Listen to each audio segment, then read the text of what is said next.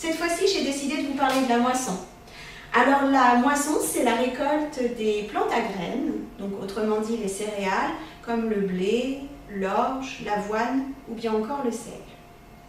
Il faut savoir que la moisson, c'est longtemps fait à la main, avec des outils rudimentaires comme la faux ou la faucille. Et elle était donc organisée en plusieurs étapes. Il y avait donc, après la récolte, la confection de gerbes qui étaient entassées en meules. Venait ensuite le séchage pour finir par le battage, c'est-à-dire la séparation du grain de la tige.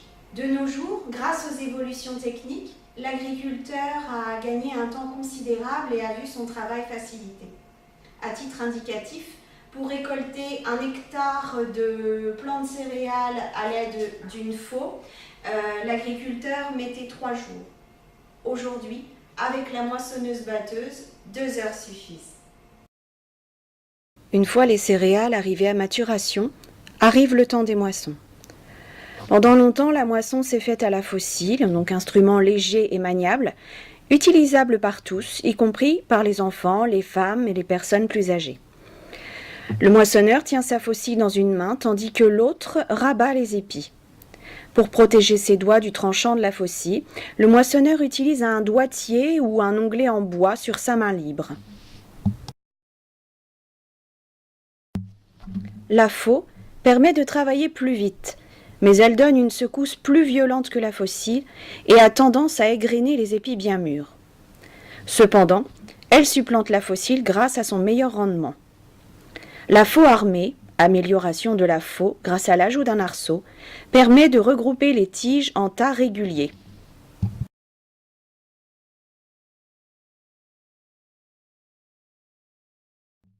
L'affûtage des lames des outils se faisait à l'aide d'une pierre à aiguiser rangée dans un coffin rempli d'eau ou de paille porté à la ceinture.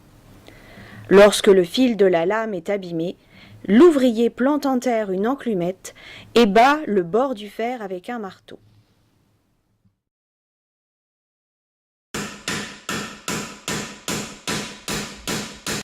Les tas de tiges fauchées sont appelés javelles.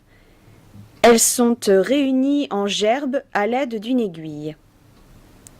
Les gerbes ainsi constituées sont remisées dans la grange ou mises en meule jusqu'au battage. Après le séchage des céréales, le battage consiste à séparer les grains de la paille. Il peut se pratiquer au fléau ou par dépiquage. Le fléau se compose de 2 bâtons attachés par des courroies en cuir.